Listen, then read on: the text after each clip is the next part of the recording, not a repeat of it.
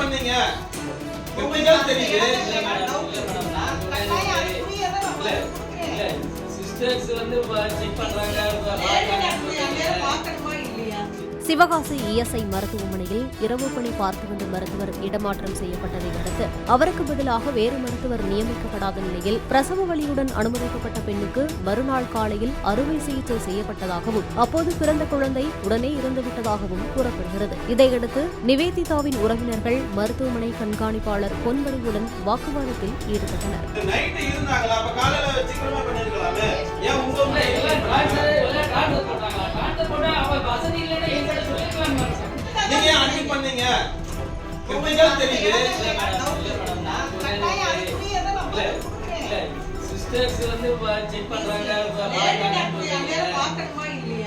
அதிகளவில் பனிக்குட திரவத்தை குடித்ததால் குழந்தை இறந்ததாக பொன்வடிவு தெரிவித்தார்.